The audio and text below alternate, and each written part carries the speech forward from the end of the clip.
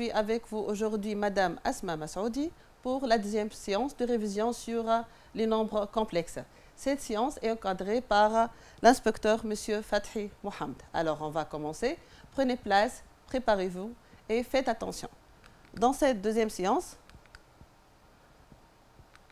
on va parler de l'argument d'un nombre complexe et de l'écriture trigonométrique d'un nombre complexe, sachant qu'on a déjà vu dans la première séance l'écriture cartésienne et le conjugué d'un nombre complexe, affixe d'un point, affixe d'un vecteur, le module d'un nombre complexe et on a traité ensemble quelques applications.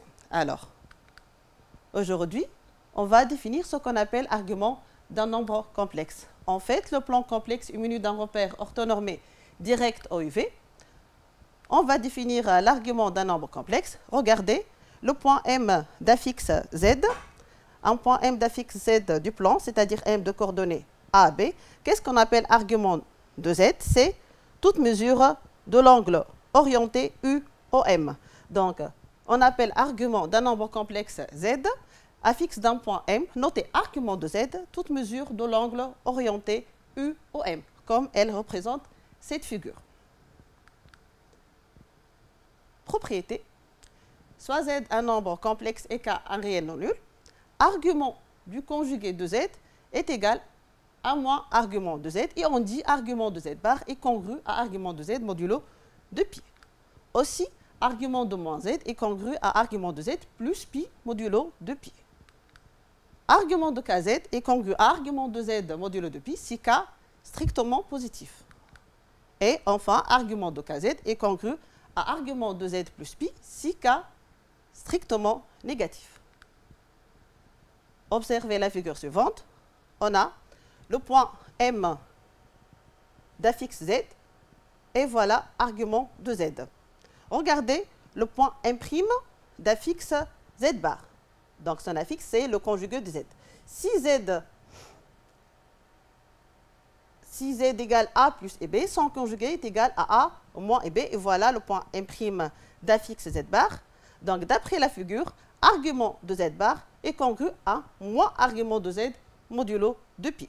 On passe à argument de KZ. Regardez en haut le point M1 d'affixe KZ, K strictement positif. Regardez, argument de KZ est congru à argument de Z si K positif. Car en fait, c'est quoi l'argument de KZ? C'est toute mesure de l'angle UOM1. Regardez, UOM1 est congru à UOM modulo de pi. On passe à l'argument de moins Z. Voilà le point M seconde d'affixe moins Z. En fait, argument de moins Z est congru à UOM seconde. On remarque que UOM seconde est congru à argument de Z plus pi. Enfin, voilà le point M2 d'argument KZ avec K strictement négatif. Donc, argument de KZ si K est négatif, strictement négatif, est congru à quoi? À UOM2. Et vous remarquez bien que UOM2 est congru à argument de Z plus pi modulo de pi. D'où les propriétés précédentes. On commence par une première application. Le plan complexe étant menu d'un repère orthonormé direct OUV. Observez la figure suivante. Alors, vous avez devant vous le triangle OMH, le point M d'affixe Z. On veut déterminer l'argument de Z. Donc, comment on va déterminer l'argument de Z à partir de cette figure? Vous remarquez bien que le triangle OMH est un triangle équilatéral. Pourquoi? On a bien OM égale MH et on sait bien que OM égale OH, d'où ce triangle est un triangle équilatéral. Et par la suite, UOM est congru à quoi? Donc c'est clair, UOM est congru à pi sur 3 modulo de pi. On va maintenant en déduire argument de Z bar, c'est-à-dire l'argument du conjugué de Z, et argument de moins 3Z, en utilisant les propriétés précédentes. Alors c'est clair, on a bien dit que argument de Z bar est congru à moins argument de Z modulo de pi, c'est-à-dire est congru à moins pi sur 3 et argument de kz est congru à argument de z plus pi modulo de pi si k strictement négatif. Et nous sommes dans le cas au cas strictement négatif, d'où argument de moins 3z est congru à pi sur 3 plus pi modulo de pi. Et tout calcul fait nous donne argument de moins 3z est congru à 4 pi sur 3 modulo de pi. On passe maintenant à ce qu'on appelle écriture trigonométrique d'un nombre complexe, soit z d'un nombre complexe, d'argument congru à θ modulo de pi, et z s'écrit évidemment a plus ib. C'est l'écriture cartésienne de z, qu'on a déjà vu dans la première séance. Observez la figure suivante. On a le point M d'affixe z, z de coordonnées A, B, et M appartient au cercle de rayon OM, et OM à quoi est égal? Égal à racine de A carré plus B carré, donc est égal à module de z, sachant que le module de z est la racine carrée de la partie réelle carrée plus la partie imaginaire carrée. On va noter module de z égale R. À quoi est égal cos θ? Voilà, θ c'est l'argument de z, cos θ c'est A sur OM, c'est-à-dire A sur racine de A carré plus B carré. Donc A sur R. Aussi sinus θ à quoi est égal? C'est B sur OM, c'est-à-dire B sur la racine carrée de A carré plus B carré, c'est-à-dire B sur R. On a déjà noté module de z égale à R. Regardez, comme z égale A plus IB, on remplace A par R fois cos θ, plus IB, on remplace B par R fois sin θ. D'où on peut écrire z égale R fois cos θ plus I sinus θ. Alors, d'où z s'écrit module de z fois cos θ plus I sinus θ. Et on a dit que module de z est noté R, d'où z s'écrit ou bien module de z cos θ plus I sinus θ ou R cos θ plus I sinus θ. Et cette écriture est dite écriture trigonométrique de z ou forme trigonométrique de z. Et on remarque que le point M d'affixe z est un point de quoi?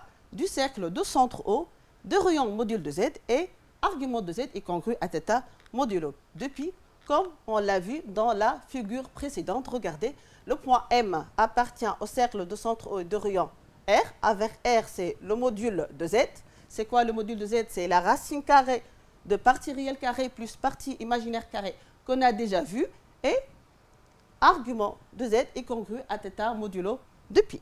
Donc, c'est clair ce qu'on appelle forme trigonométrique d'un nombre complexe. Exemple, on revient à la figure précédente de l'application A. On a le point M d'argument z et on a déterminé l'argument de z qui est congru à pi sur 3 modulo de pi. Donc, d'où le point M est un point du cercle de centre O et de rayon 1, car le module de z ici est égal à 1. Et par la suite, z, c'est module de z qui est égal à 1 fois cos pi sur 3 plus I sinus pi sur 3. Et on peut retourner à l'écriture cartésienne de z qui est égal à cos pi sur 3 égale à 1,5 plus I sinus pi 3 qui est égal à racine de 3 sur 2. D'où on peut passer de l'écriture trigonométrique à l'écriture cartésienne qu'on a déjà vue. On passe à une deuxième application.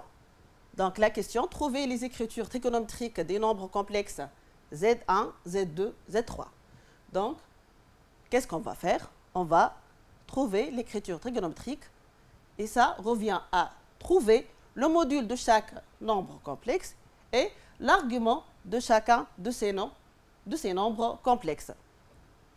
Vous commencez par Z1 qui est égal à moins racine 3 plus I. Donc, c'est clair, vous allez calculer le module.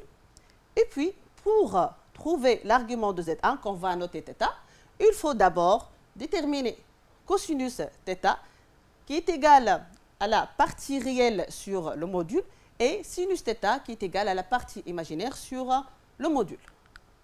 Donc, on note argument de Z1 est congru à θ modulo de pi. Module de Z1, c'est clair, c'est la racine carrée de moins racine 3 carré plus 1 au carré, égale à 2. Cosinus θ, c'est moins racine 3 sur le module 2. Sinus θ, c'est 1 sur 2. Donc, on a bien cos θ égale moins racine 3 sur 2. Sinus θ égale à 1,5. D'où on peut déterminer argument de Z1. Et argument de Z1 est congru à 5π sur 6 modulo de π. Donc, faites attention. Pour l'argument, on a argument de Z1 est congru à 5π sur 6. Et d'où l'écriture trigonométrique de Z1 qui est égale à module de Z cosinus 5π sur 6 plus I sinus 5π sur 6. Et aussi, c'est l'écriture cartésienne de Z1. On va représenter maintenant le point M d'affixe Z1. Alors, on a déjà dit que si M d'affixe Z1 et Z1 égale 2 cos 5π sur 6 plus I sinus 5π sur 6, alors le point M appartient à quoi? Appartient au cercle de centre O et de rayon 2. Et tel que UOM est congru à 5π sur 6 modulo de π. On remarque que le point M de coordonnées quoi? Moins racine 3, 1. Donc le point M de coordonnées quoi? Moins racine 3, 1. Donc on va construire le cercle de centre O et de rayon 2 et on va placer le point M tel que UOM est congru à 5π sur 6 modulo de π. Voilà le cercle de centre O et de rayon 2. Comment on va placer le point M tel que UOM est congru à 5π sur 6, sachant que le point M est d'abscisse moins racine 3 et d'ordonnée 1.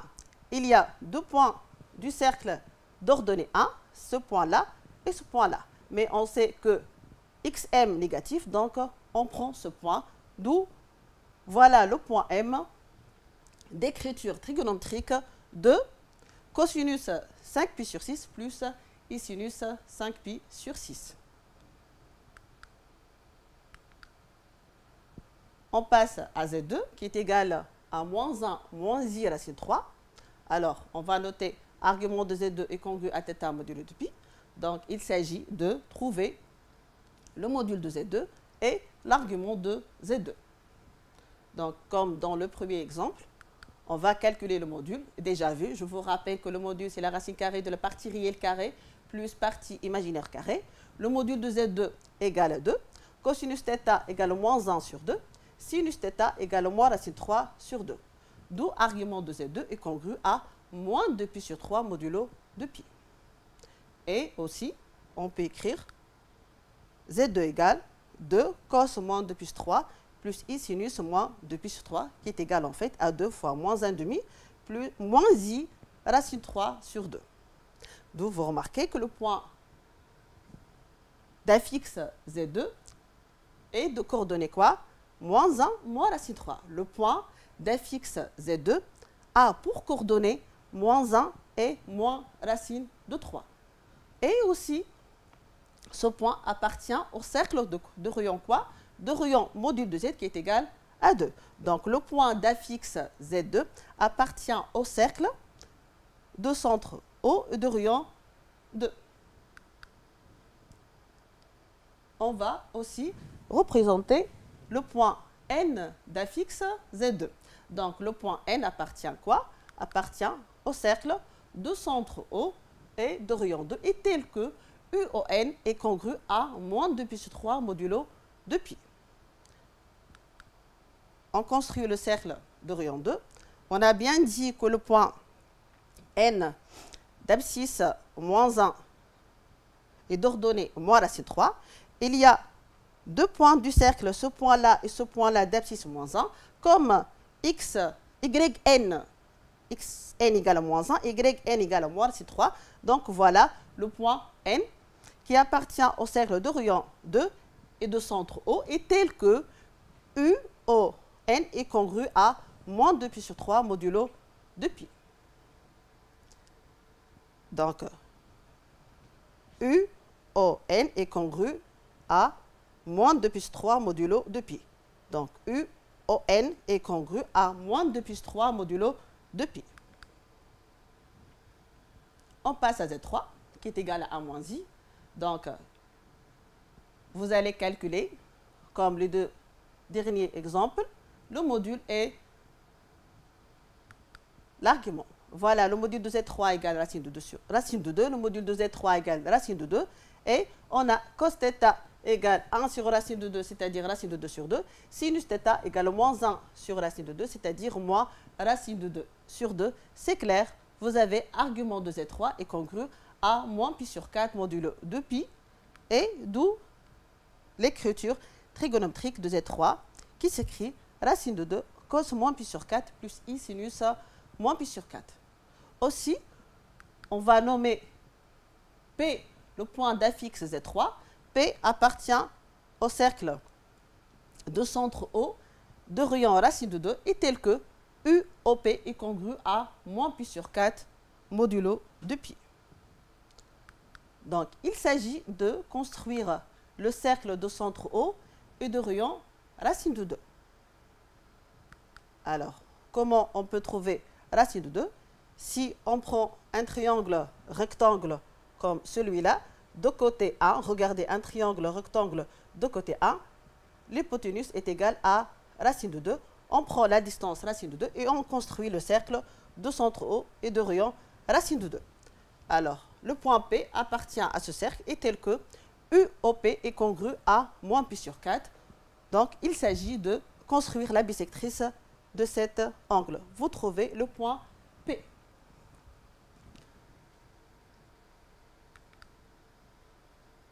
On passe maintenant aux propriétés de l'argument d'un nombre complexe. Soit z et z' de nombre complexe non nul, alors on a argument de z fois z' est congru à argument de z plus argument de z' modulo 2pi, c'est-à-dire argument du produit est congru à la somme des arguments. Argument de z sur z' est congru à argument de z moins argument de z' modulo 2pi. Argument de 1 sur z est congru à moins argument de z modulo 2pi. Argument de z à la puissance n est congru à n argument de z modulo 2pi. Argument de 1 sur z à la puissance n est congru à moins n argument de z modulo 2pi. D'où la formule de Moivre.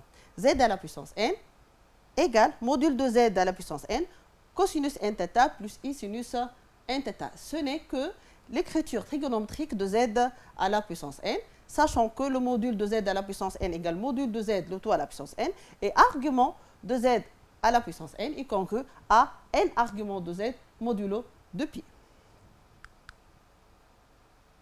Une troisième application, soit z1, z2, z3, trois nombres complexes. Alors, qu'est-ce qu'on va faire? On va déterminer le module et l'argument de chacun de ces nombres complexes. Ensuite, on va en déduire les écritures trigonométriques de z1, z2, z3 au cube, z1 fois z2 sur z3 au cube. Et enfin, on va trouver alors cosinus 7pi sur 12, sinus 7pi sur 12, cosinus 11pi sur 12 et sinus 11pi sur 12. Alors, voilà la troisième application. On va commencer par déterminer pour chacun de ces nombres complexes le module et l'argument. Z1 égale I moins 1. Donc, pour déterminer le module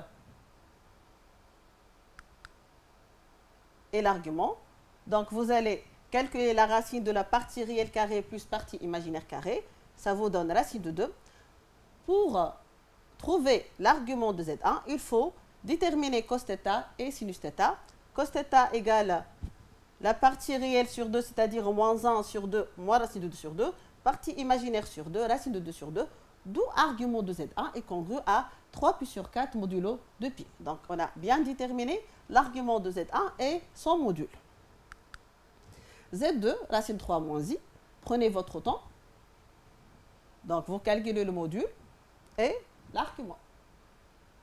Comme d'habitude, pour trouver l'argument, on doit déterminer cosinus θ avec argument de Z2 est congru à θ modulo 2pi et sinus θ.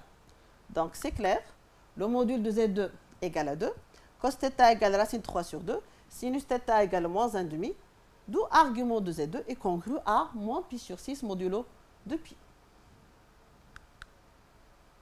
Z3 égale moins racine 3 moins I. De même, module de Z3, c'est la racine carrée de moins racine 3 carré plus moins 1 carré. N'oubliez pas, égal à 2. Cos θ moins racine 3 sur le module, sur 2. Sinus θ moins 1 sur le module. Et par la suite, argument de Z3 est congru à moins 5 pi sur 6 modulo 2pi. La deuxième question, il s'agit de déterminer l'écriture trigonométrique de Z1 fois Z2. Donc, pour déterminer l'écriture trigonométrique ou la forme trigonométrique de Z1 fois Z2, il nous faut le module de Z1 fois Z2 et l'argument de Z1 fois Z2. Sachant que l'argument de Z1 fois Z2 est congru à l'argument de Z1 plus l'argument de Z2, comme on a déjà vu dans les propriétés de l'argument, argument de Z1 fois Z2 est congru à 3 pi sur 4 plus moins pi sur 6 modulo 2pi. Tout calcul fait vous donne argument de Z1 fois Z2 est congru à 7 pi sur 12 modulo 2pi. Donc, il nous reste à déterminer le module de Z1 fois Z2. Le module de Z1 fois Z2, comme on a déjà vu dans la première séance, est égal au module de Z1 fois module de ZE. D'où Z1 fois Z2 s'écrit module de Z1 fois module de Z2 fois cosinus 7 pi sur 12, l'argument de Z1 fois Z2, plus I sinus 7 pi sur 12, d'où l'écriture trigonométrique de Z1 fois Z2. Donc, on a module de Z1 égale 2, module de Z2 égale racine de 2, d'où Z1 fois Z2 s'écrit 2 racine de 2, cosinus 7 pi sur 12, plus I sinus 7 pi sur 12. On passe maintenant à l'écriture trigonométrique de Z3 au cube. De même, il s'agit de déterminer l'argument de Z3 au cube et le module de Z3 au cube et puis écrire l'écriture trigonométrique de Z3 au cube. On a déjà vu que argument de Z à la puissance n est congru à n argument de Z modulo 2pi. On a déjà vu, je répète, que l'argument de Z à la puissance n est congru à n argument de Z. D'où argument de Z3 au cube est congru à quoi? À 3 arguments de Z3 modulo 2pi.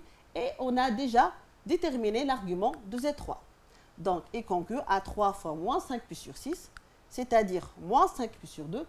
La mesure principale de moins 5 pi sur 2 est moins pi sur 2. D'où argument de Z3 au cube est congru à quoi? À moins pi sur 2 modulo 2pi. Et on écrit maintenant Z3 au cube égale module de Z3 au cube cosinus moins pi sur 2, l'argument de Z3 au cube, plus I sinus moins pi sur 2. On a module de Z3 au cube égale à 8. On a déjà calculé le module de Z3 qui est égal à 2. D'où l'écriture trigonométrique de Z3 au cube. Donc, ça ne demande rien que déterminer l'argument de chacun de ces nombres complexes et le module. En utilisant bien sûr les arguments et les modules qu'on a déjà calculés dans la première question.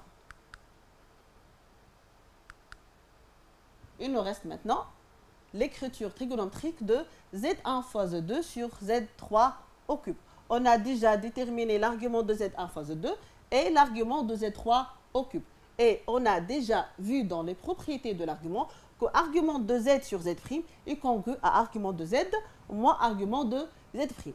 D'où l'argument de Z1 fois Z2 sur Z3 au cube est congru à quoi? Argument de Z1 fois Z2 moins argument de Z3 au cube. On remplace par les résultats précédents. On trouve que l'argument de Z1 fois Z2 sur Z3 au cube est congru à 13 pi sur 12 modulo 2pi. La mesure principale de 13 pi sur 12 est moins 11 pi sur 12. D'où l'argument de Z1 fois Z2 sur Z3. Il nous reste le module. On sait bien que le module de Z sur Z' est égal au module de Z sur le module de Z' qu'on a déjà encore vu dans la première séance, qui est égal à 2 racines de 2 déjà calculées sur 8 égale à racine de 2 sur 4. On a bien déterminé l'argument et le module de Z1 fois Z2 sur Z3 au cube, d'où l'écriture trigonométrique de Z1 fois Z2 sur Z3 au cube égale racine de 2 sur 4, cosinus moins 11 pi sur 12 plus I sinus moins 11 pi sur 12. La troisième question. Donc, vous avez Z1 fois Z2 égale I moins 1 fois racine 3 moins I. Je vous rappelle, Ça, c'est l'écriture cartésienne de Z1 et Z2.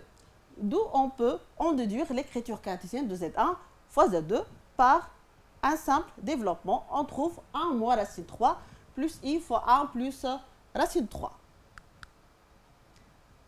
Par identification, on a déjà Z1 fois Z2. Donc, à quoi est égal Z1 fois Z2? Donc, égale 2 racine de 2 cos 7 pi sur 12 plus I sinus 7 pi sur 12. Donc, il s'agit ici de trouver cos 7 pi sur 12 et sinus 7 pi sur 12. C'est-à-dire, on va trouver la valeur exacte de cos 7 pi sur 12 et de sinus 7 pi sur 12. Je reprends la page. Réfléchissez. Comment on va faire ça?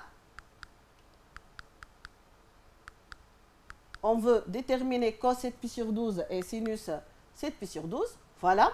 On a déterminé ici l'écriture cartésienne de Z1 fois Z2.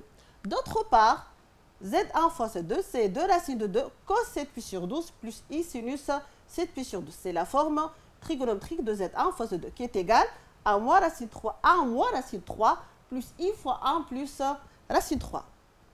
D'où, vous voyez bien que 2 racines de 2 fois cos 7 pi sur 12 égale 1 moins racine 3. C'est ça l'identification. Et 2 racines de 2 fois sinus 7 pi sur 12 égale à quoi? Égale la partie imaginaire 1 plus racine de 3. D'où vous pouvez trouver cosinus 7 pi sur 12. Vous pouvez en déduire cosinus 7 pi sur 12 qui est égal à 1 moins racine 3 sur 2 racines de 2. N'oubliez pas de diviser par 2 racines de 2. Donc, je répète, 1 moins racine 3 sur 2 racines de 2, qui est égal à racine de 2 moins racine de 6 sur 4, d'où la valeur exacte de cosinus 7 pi sur 12. Donc, on a utilisé la forme trigonométrique et la forme cartésienne.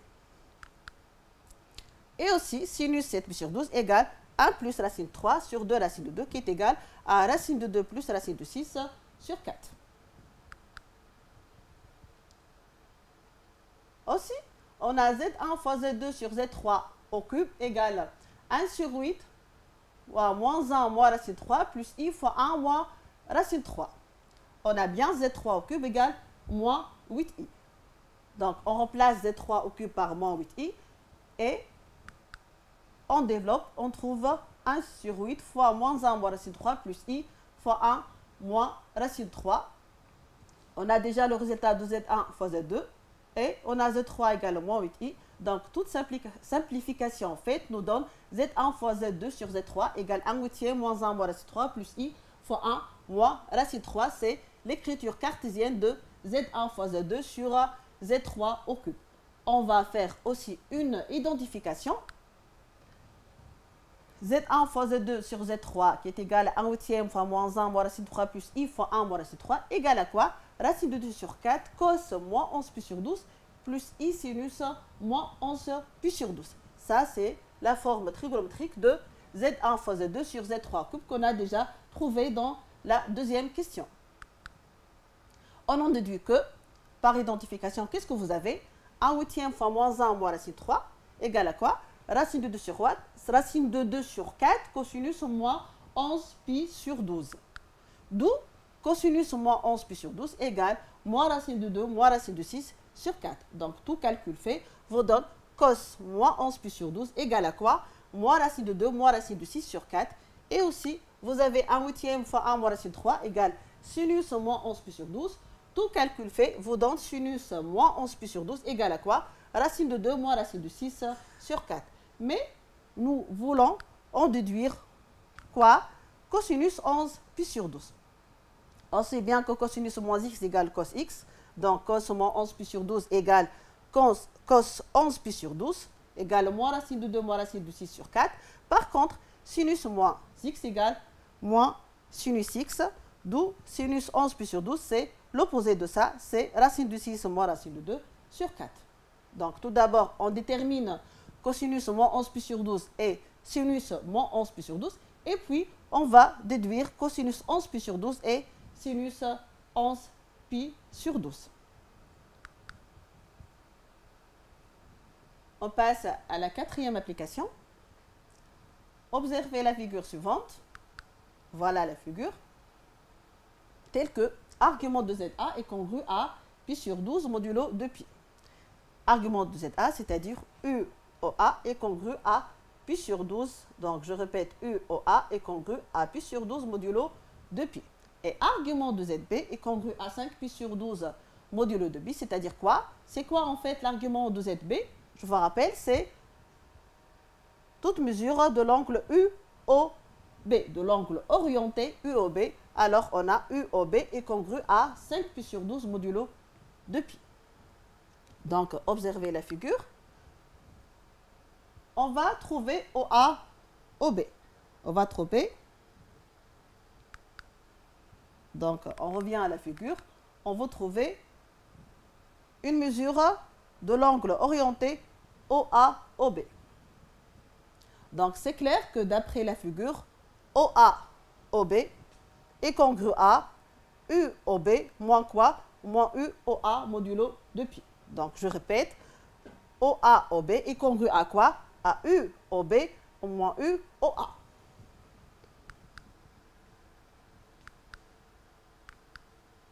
Donc, voilà, OA, OB est congru à UOB moins UOA modulo 2pi. On a bien UOB, c'est l'argument de ZB, et UOA, c'est l'argument de ZA. Donc, vous trouvez OA-OB est congru à pi sur 3 modulo 2pi. Deuxième question, en déduire la nature du triangle OAB. Donc, vous reprenez la figure. Alors, on a OA égale OB égale rayon du cercle. Et on a OA-OB est congru à pi sur 3 modulo 2pi. Donc, il s'agit d'un triangle isocèle OAB tel que OA-OB est congru à pi sur 3 modulo 2pi. À votre avis, c'est quoi la nature du triangle OAB maintenant? Un triangle isocèle OAB tel que OA-OB est congru à pi sur 3 modulo 2pi. Alors, c'est clair que OAB est un triangle équilatéral. Deuxième question. Donc, c'est la troisième question. Petit a, déterminer les affixes des points M du plan pour que le triangle OAM soit rectangle et isocèle en haut. Donc, lisez bien la question. Déterminer les affixes des points M du plan pour que le triangle OAM soit rectangle et isocèle en haut. Donc, un triangle rectangle et isocèle à la fois en haut. Donc, réfléchissez bien comment on va déterminer les affixes des points M. Je vous aide. Le triangle OAM est isocèle